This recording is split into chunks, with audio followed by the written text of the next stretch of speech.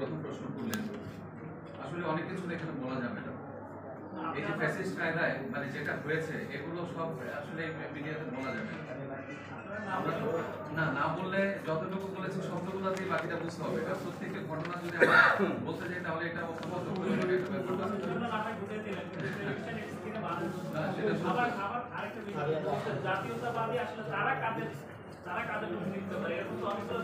হ্যাঁ, অনেকগুলো ভাগ আছে এখানে। অনেকগুলো ভাগের ভিতরে ওই যে আপনাকে বলেছি যে ফ্যাসিস্ট শব্দটা একটা ব্যবহার করা হচ্ছে। দেখা গিয়েছে যে ওখানে এমন লোকজন আছে যারা পূর্ববর্তী শেখ হাসিনা সরকারের সাথে সম্পৃক্ত ছিল, এরকম লোকজন কিছু পুনর্বাসিত হয়েছে, সেগুলো আমরা নিশ্চিতভাবে মিস করেছি।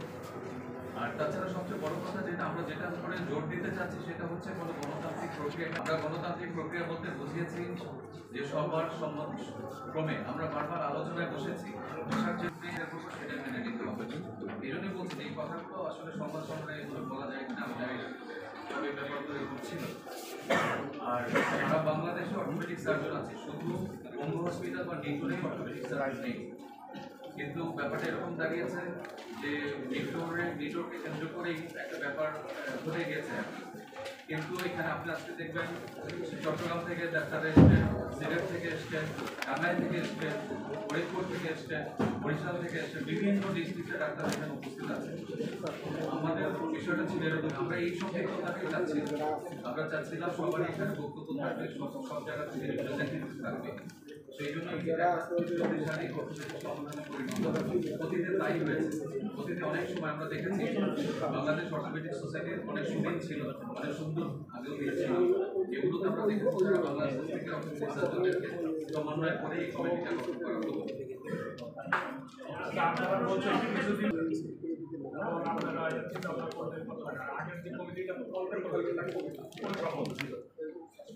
এটা জানুয়ারির 20 তারিখে, জানুয়ারির 20 তারিখে, এবং একই সময়ে আপনাদেরকে না জানা যে কমিটিটা গঠন হলো সেটা করেন না, একই দিনের ঘটনা, জানুয়ারির 20 তারিখে একই দিনের ঘটনা। যখনই কারোর সাথে কথা না বলে কারো মতামতের ভিত্তিতে করা হয় না, তখন একই দিনে আর সেকেন্ড কমিটি ঘোষণা করা হয়। ঘোষণা করার পরে পরবর্তীতে দুই কমিটি বসে আলাপ আলোচনা হয়। আলাপ আলোচনার সময় দুই কমিটি একসাথে সম্মত হয় যে তারা আপাতত কার্যক্রম বন্ধ রাখবে, এবং এর ভিডিও ফুটেজ আমাদের কাছে সংরক্ষিত আছে।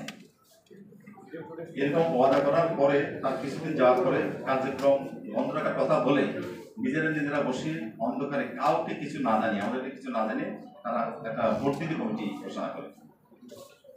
সেই বক্তব্যের জন্য আজকে আমাদের এই সংবাদ সম্মেলন। আমরা এই জিনিসটা জানতে চাই, দেশের সর্বস্তরের অর্থনৈতিক সার্জনদেরকে আমরা জানতে চাই যে আপনাদের সকলের মতামতের ভিত্তিতে অংশগ্রহণের মাধ্যমে একটি নির্বাচনের মাধ্যমে একটি নির্বাচিত প্রতিনিধি হোক, আমরা এই কমিটি সেটাই চাই এবং আমরা সেটা আয়োজন করতে চাই। এটি আমাদের বক্তব্য। নির্বাচনের মাধ্যমে সকলের অংশগ্রহণের মাধ্যমে একটি শক্তিশালী কমিটি গঠিত হোক, এটি আমাদের চাওয়া। জনতা এক অভূতপূর্ব গণঅভ্যুত্থানের মাধ্যমে ফ্যাসিস্ট হাসিনা সরকারের পতন ঘটায় এবং দেশে গণতান্ত্রিক চেতনার পথ সুগম হয়। এই পরিবর্তনের ধারাবাহিকতায় আমরা আপনাদের সামনে এসেছি দেশের অন্যতম বৃহৎ পেশাজীবী চিকিৎসক সংগঠন বাংলাদেশ অর্থোপেডিক সোসাইটির পক্ষ থেকে কিছু বলবার জন্য। বাংলাদেশ অর্থোপেডিক সোসাইটি 1979 সালে গঠিত হওয়ার পর থেকে ঐতিহাসিক পথ পরিক্রমায় একটি মর্যাদাপূর্ণ পেশাজীবী সংগঠন হিসেবে পরিচিতি লাভ করে। এই সংগঠনটি অর্থোপেডিক চিকিৎসা সেবায় অগ্রণী ভূমিকা রাখার পাশাপাশি চিকিৎসকদের দেশে বিদেশে উন্নত প্রশিক্ষণ, বৈজ্ঞানিক কর্মশালা অর্থাৎ সায়েন্টিফিক সেমিনার, জাতীয় ও আন্তর্জাতিক সম্মেলনের আয়োজন সহ নানাবিধ জনকল্যাণমূলক কাজ করে থাকে। জুলাই অগাস্টে রাজনৈতিক পট পরিবর্তনের পর সোসাইটির পূর্ববর্তী কমিটির সম্মিলিত পদত্যাগ একটি প্রশাসনিক শূন্যতার সৃষ্টি করে, যার ফলে সোসাইটির কার্যক্রমে অচল হয়ে পড়ে। কিছুদিন আগে বাংলাদেশের জাতীয়তাবাদী অর্থোপেডিক বিশেষজ্ঞদের সম্পূর্ণ অন্ধকারে রেখে কাউকে কিছু না জানিয়ে অল্প সংখ্যক চিকিৎসকদের নিয়ে একটি মহল অনেকটা চর দখলের মতো প্যাসেজ কায়দায় একটি কমিটি ঘোষণা করে। সেই কমিটি সমগ্র অর্থোপেডিক চিকিৎসক সমাজ প্রত্যাখ্যান করে এবং সাথে সাথে এই প্যাসেজ কর্মকাণ্ডের প্রতিবাদে গণতন্ত্রকামী দেশসেরা চিকিৎসকদের নিয়ে নবীন প্রবীণের সমন্বয়ে ডক্টর ওয়াকিল আহমেদ, ডক্টর সৈয়দ জাকির হোসেন বিপ্লব, ডক্টর তাজুল ইসলাম রবির নেতৃত্বে একটি কমিটি গঠন করে।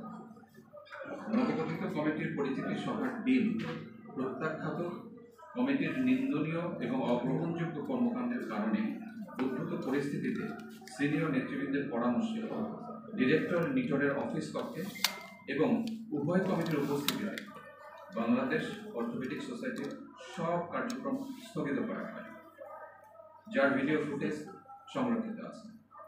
যদিও সিংহভাগ অর্থোপেডিক সার্জন বা বিশেষজ্ঞ ডাক্তার ওয়াকিল, ডাক্তার বিপ্লব, ডাক্তার রবি পরিষদের সাথে ছিলেন, তবুও বৃহত্তর স্বার্থে আমরা এতে সম্মত হই।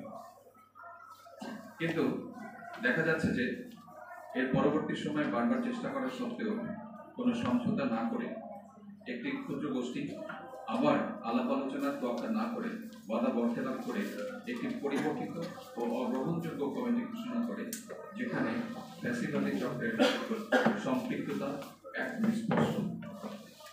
আমরা অর্থোপেডিক চিকিৎসক সমাজের বৃহত্তর অংশের পক্ষ থেকে এই অগণতান্ত্রিক ও বিভ্রান্তিকর কমিটিকে ঘৃণা করে প্রত্যাখ্যান করছি। একই সাথে ডাক্তার ওয়াকিল, ডাক্তার বিপ্লব, ডাক্তার রবি নেতৃত্বে 161 সদস্য বিশিষ্ট পূর্ণাঙ্গ কমিটি ঘোষণা করছে।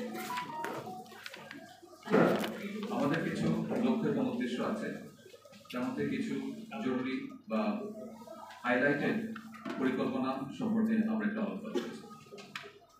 দেশের শক্তিশালী চিকিৎসা ব্যবস্থা তৈরি করার অংশ হিসাবে জুনিয়র অর্থোপেডিক সার্জনদের দেশে বিদেশে